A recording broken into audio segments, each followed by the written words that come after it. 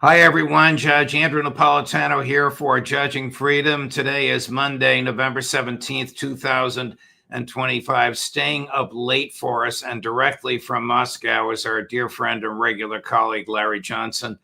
Larry, never one to skip a beat. Thank you very much for joining us. I know you've had long, full days and are doing much traveling, but thank you for accommodating my schedule. Before I ask you about what is happening here, we can't hear you, Larry. Okay, can you hear me now? Yes, yeah, we got you now. Okay. I'm filing a medical complaint against you.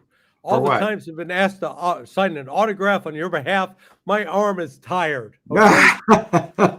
Did you actually sign the autograph pretending to be absolutely. Dude, you can't believe how many people come, you're on Judge Napolitano.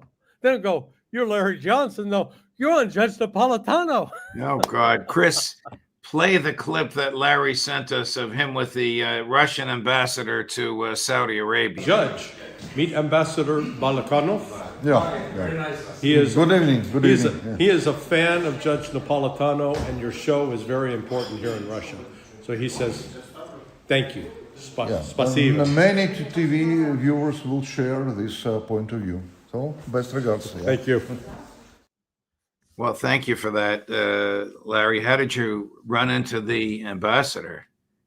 We were Alistair Crook and I were at the New School of Economics, which is one of the leading universities in Moscow. And so Alistair and I were sitting side by side, and the ambassador was one of the participants. Wow. And he came up later. And again, he's talking about you, not talking about me. I'm going, hey, I'm somebody. No. Judge Napolitano.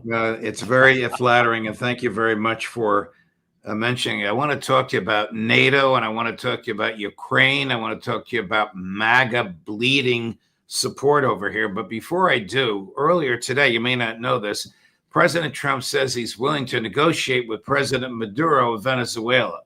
What are they going to negotiate? Yeah, well, what they're going to negotiate is giving U.S. access to the oil, and the U.S. avoiding going into Venezuela and risking the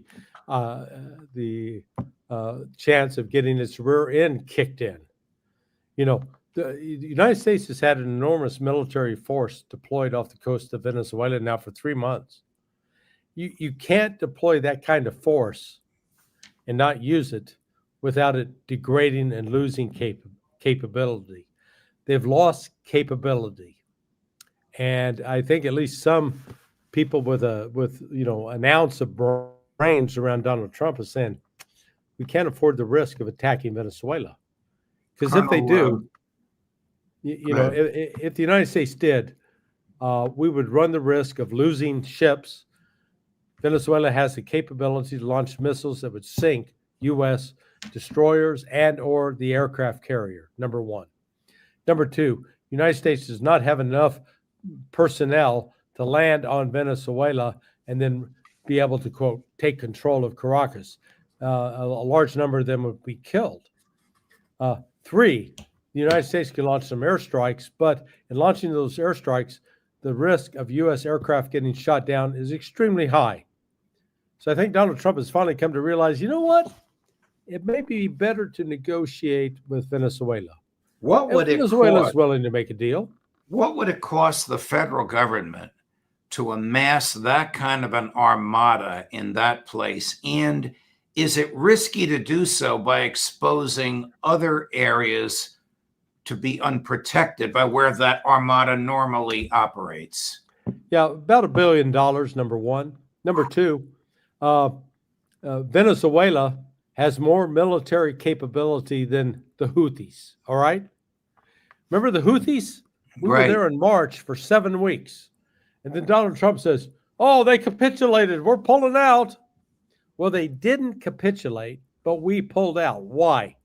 Because we could not sustain the losses that we were incurring in the Red Sea. So, the word's starting to spread around the globe. Yeah, U.S. talks tough, but man, they cannot hang. The Houthis beat them. And now what we're demonstrating is up against Venezuela, the United States is not going to risk it militarily because it would do significant damage to the United States and would expose us, frankly, as a paper tiger.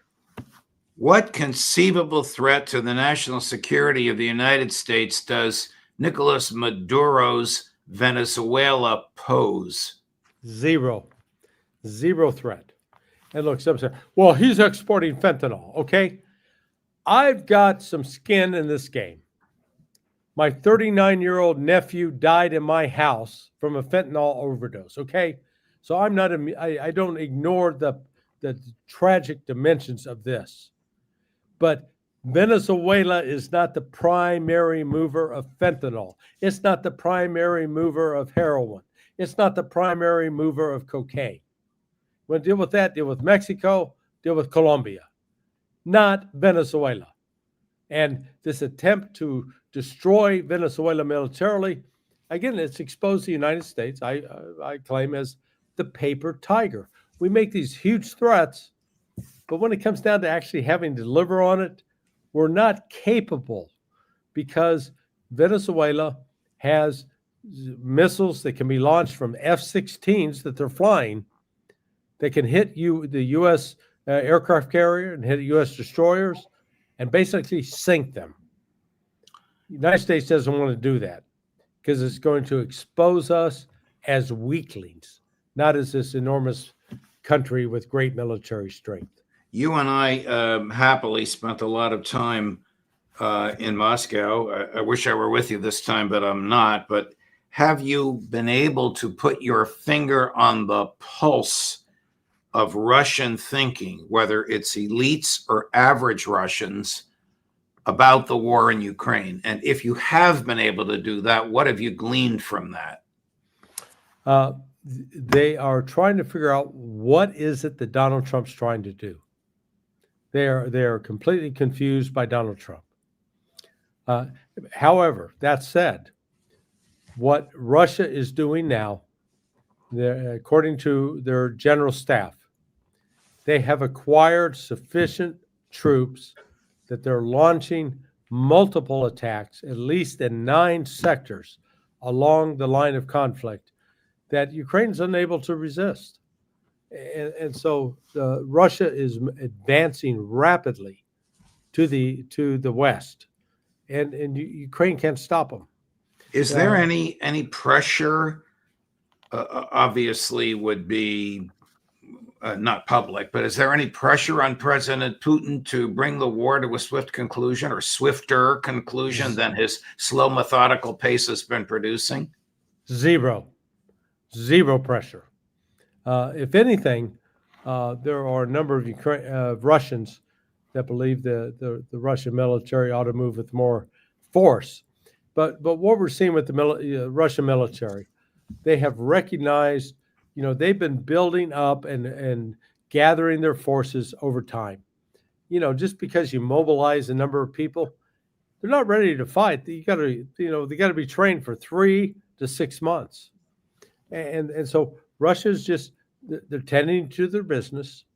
They are building up their forces. Those forces, as they're coming online, provide additional resources that the Ukrainians are incapable of stopping.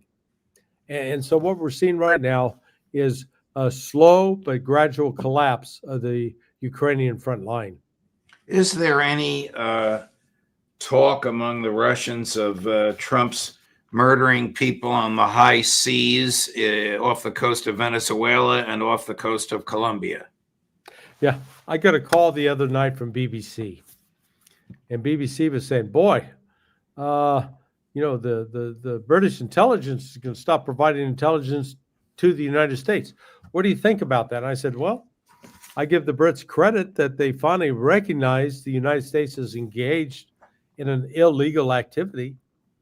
And what was funny is about 30 minutes later, that's okay. Well, we're going to go a different direction. Okay, they didn't like what I had to say. But the fact of the matter is, when the Brits are calling out the United States and the French as well for carrying out what are illegal under international law attacks on these, quote, drug boats, You know what? If those boats are actually carrying narcotics, the United States military, the United States Coast Guard has the ability to seize those boats, Right. to take control of the cocaine or the fentanyl, whatever it is. And then once you have those people in custody, you can sweat them. Hey, cooperate with us, you're not going to go to jail. If you don't, that yeah, is the perfect thing for them to do. Some of those people would trade their freedom, or at least trade a lesser jail sentence in return for squealing on the higher ups who dispatched them. absolutely. And You know, now there's no evidence. What remains now are the families of fishermen who were murdered, talking about how they can bring actions against the government of the United States, which, if they do in a U.S. federal court, will finally get this before a federal judge. But Larry, the same office in the Justice Department that told George W. Bush he could torture and Barack Obama that he could kill Americans with a drone, told Donald Trump that he and Hegseth can murder all the people in the high seas they want and keep secret the legal rationale for doing so. Your point is very well taken. You and Ritter and McGovern and the others have educated our audience that MI6 is more daring than the CIA. And even they're saying it's a war crime. Hey, listen, those people in the Department of Justice, they need to go back to the Judge Napolitano School of Law, okay? They need to be instructed in the basics, the fundamentals of the Constitution, about how you produce evidence, and about under what circumstances is the United States government allowed to carry out extrajudicial executions of people. Right. And last time I checked, the Constitution does not endorse extrajudicial execution of people. Correct. The Constitution states that there is the presumption of innocence until the government proves its case beyond a reasonable doubt. Correct. That this person or persons were engaged in criminal activity that could cause the loss of life. You know what? That's the Constitution. And I had 28 ancestors that fought for this. And this didn't start with Donald Trump. This started with Bill Clinton, continued with George W. Bush, continued with Barack Obama, continued with Joe Biden. And it's wrong. The American people need to stand up and say, this is wrong. Because murdering people like this just because we think they're bad guys. I've been around intelligence enough over, good God, now the last 40 years. And I know that intelligence can be wrong. And yet to use wrong intelligence in order to take the lives of human beings it's a sin against God. It's a sin against the Constitution. It's wrong. It's murder, pure and simple. I don't know if you're aware of this, but because you're in Russia, but last night, President Trump did a 180 on the Epstein files. And when he was told that scores of Republicans are going to vote in favor of the release, he called upon Republicans to release the Epstein files. Now, this is, in plain English, ridiculous, because they spent 3 or 4 hours stiff-arming the congresswoman from Colorado to get her not to sign the petition. Then Massey told them of all the Republicans that are going to vote in favor of this. Larry, the resolution orders the Justice Department to surrender the files. Yeah. Guess who the Justice Department works for and who could, on his own, order the files surrendered? President Trump. Well, you know, Alistair Crook said something today in this briefing we were doing. He goes, Trump doesn't read. And I had to interject and said, well, Alistair, my friend, I disagree with you. I agree. Trump doesn't read intelligence briefings. but by God, he reads polls. Yes. And the polls tell a different story. The polls tell the story that, hey, Donald Trump, you better step up, release these files like you promised to in your presidential campaign. Or if you don't, you're losing us as a base.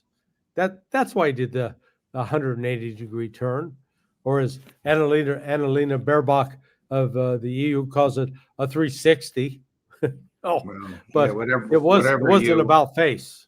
Whatever you want to call it. You did an interesting piece recently. Maybe you did it on the plane. I'm not sure where you were, about MAGA bleeding support over Epstein and over the death of Charlie Kirk, who shortly before he was murdered, recognized that he had been wrong to support unwaveringly the Netanyahu regime, was pressured by his Zionist big bucks donors to change his mind, and he told them no and was fearful of his own death. Well, we know what happened to Charlie, but we also know, and you wrote about it, in fact, you cited the numbers in your Sonar 21 piece, that Trump is grievously hemorrhaging support amongst his own people. Yeah. The under 30 crowd is abandoning him dramatically. Tucker Carlson, 5.1 million subscribers. Candace Owen, 5.5 million subscribers. Nick Fuentes, well over 5 million. These are not inconsequential numbers. And Trump is losing major support among those under 30. And frankly, I think even those, some of them who are up to my age, I'm 70, he's lost my support. I think he has disgraced himself. I think he is proven to be a liar. He was given a chance to do the right thing, and instead he has submitted himself completely to these Zionist donors.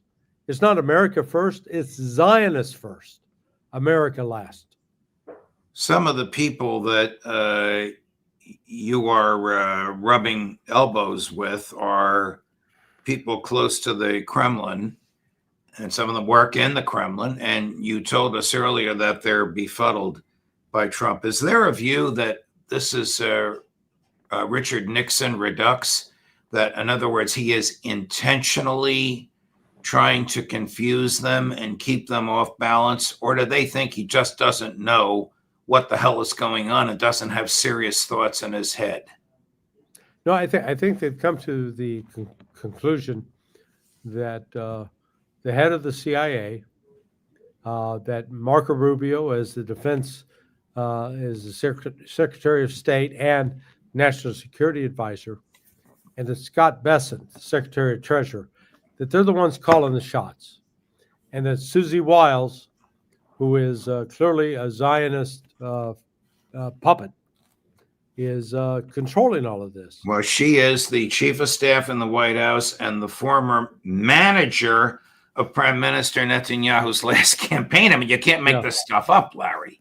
Yeah, no. And so the combination of those three, they pushed Trump into a corner. Now, with Trump's announcement with respect to Epstein, I firmly believe that in January, early February of this year, Trump was briefed on the danger that exposing Epstein and his activities, what that represented to both the CIA and Mossad. And that's one of the reasons he tried to shut it down. Nothing to see here, move along. But I think Susie Wiles came to him and said, hey, you can't keep this up. You are bleeding support across the board. And Trump can read polls. And instead of bleeding support, he's going to do what he can to retain it. Now, will this force a change in U.S. policy, both with respect to Israel and with respect to Epstein? I hope so. But if Trump doesn't, he's dead. The Republican Party is dead come midterms of next year. Is he at his full capacity physically and mentally? I don't think so. Um, his, we all have filters where sometimes we think things what we should say, but we go, yeah, I probably shouldn't say that. Trump has lost that filter. He has said a number of things that are so grotesque and over the top that it shows that safety catch in the brain ain't working. I think that's another element that's involved here. That as we move into next year, there may be serious questions arise about Trump's mental competence to continue as president. I think the key factors in this will be Don Jr. and Eric Trump. They love their father, and they're good sons in that regard. But they recognize that he may be doing some damage to himself that will be irreparable if they don't, stop him, get him out of the way, maybe have him resign, maybe have J.D. Vance take over. We'll see. But Trump's current policies are destroying any hopes that he had of a legacy that people would celebrate years from now. Here's Dr. John Gartner, graduate of Princeton and Johns Hopkins Medical School, one of the most sought-after psychologists here in New York City. There are many clips of him. We're just going to play one. Chris, the first of the two of them, analyzing Trump's mental state. All of these things are going to get worse. I always say, look at Donald Trump today, because that's the best Donald Trump you're ever going to see, because dementia doesn't stay the same and it doesn't get better. It only gets worse. It's a rock rolling downhill. What do you think is wrong with President Trump? Two, maybe three major things. The first thing is that he has the most severe personality disorder, actually, that a human being can have. It's called malignant narcissism. It was originally introduced by Erich Fromm, who escaped the Nazis, to explain the psychology of Hitler. And it has four components: narcissism, of course, but also psychopathy, or what we call antisocial personality disorder. So lying, breaking laws and norms, having no remorse for violating the rights of others. Also paranoia, and finally sadism. A lot of what he does is gleefully destructive and harmful. And it actually gives him enormous pleasure to hurt people and to destroy things. Makes sense to you? Can't hear you, Larry. Sorry, somehow I got turned off. Okay. Yeah, it makes an enormous amount of sense. Donald Trump's 80. My mother, when she turned 84, I was noticing significant changes in her mental status. She was previously always a very kind person. She got a little bit more snippy and cranky when she hit 84. And I think I'm seeing a little bit of that with Donald Trump. There are ways, if you disagree with Marjorie Taylor Greene, there's a way to take the high road and appear classy instead of grotesque.